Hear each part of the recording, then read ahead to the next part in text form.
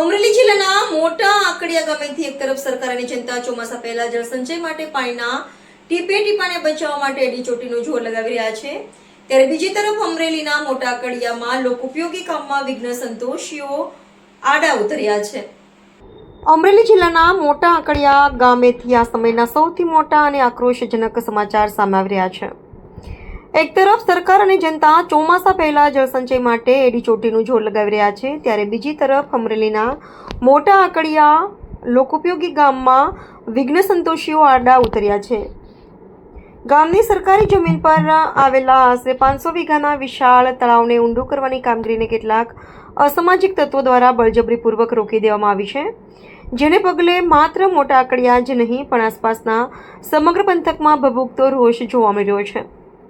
આ મામલે આજે મોટા આકડિયા અને તેની આસપાસના ગ્રામ્ય વિસ્તારના તમામ સમાજના લોકો તેમજ અગ્રણીઓ મોટી સંખ્યામાં એકઠા થયા હતા। અસામાજિક તત્વોની ગુંડાગીરી અને દાદાગીરી સામે ગ્રામજનોએ એક અનોખો અને શિસ્તબદ્ધ વિરોધ નોંધાવ્યો છે। કોઈપણ જાતના દેખાડા, અવાજ કે સૂત્રોચ્ચાર વગર અત્યંત શાંતિપૂર્વક રીતે હજારોની મેદનીએ મૌન રેલી યોજી હતી। ગ્રામજનોની આ ખામોશી અસામાજિક તત્વોને તંત્ર સામે આક્રોશની મોટી ગુંજ બનીને સામે આવી છે। આ મૌન રેલી સીધી જિલ્લા કલેક્ટર કચેરીએ પહોંચી હતી, જ્યાં ગ્રામજનોના પ્રતિનિધિ મંડળે જિલ્લા કલેક્ટર અને જિલ્લા પોલીસ વડાશ્રીને રૂબરૂ મળીને એક વિસ્તૃત આવેદનપત્ર પાઠવ્યું છે।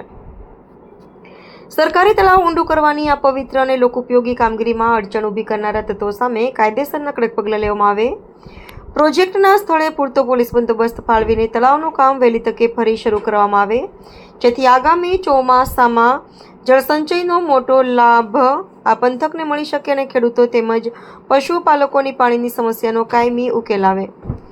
સવાલ એ થાય છે કે સરકારી ગામમાં અડચણ ઊભી કરનારા અસામાજિક તત્વો પાછળ કોનો હાથ છે?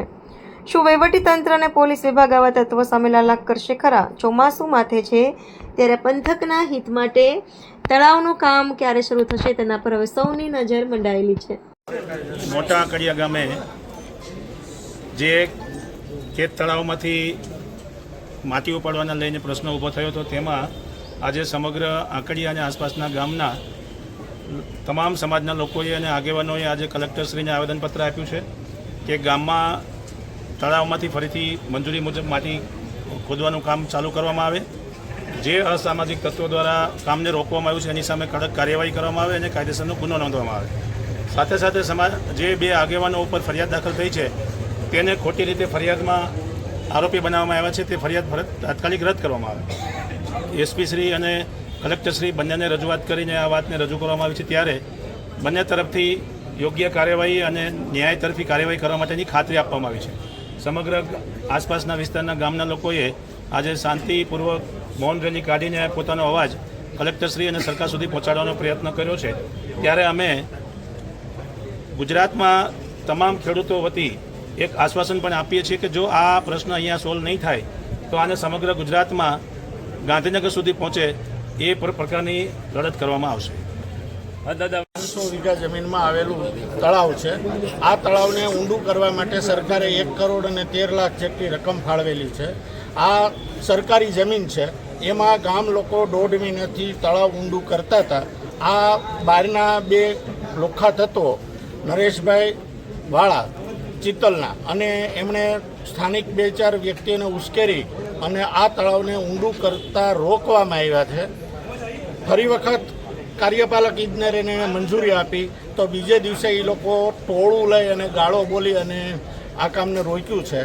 અમારે એક જ અવાજ છે કે ભાઈ આ તળાવ શાંતિથી ઊંડું થાય, તમામ લોકો શાંતિથી સાથે રહે અને આ ગામના તળાવનો લાભ આજુબાજુના 10 ગામને મળે તેમ છે, સાથે પ્રવાસન સ્થળ તરીકે પણ વિકાસ થાય એમ છે અને સૌની યોજનામાં ભરાય એવી અમારી ગવર્મેન્ટને મંજૂરી।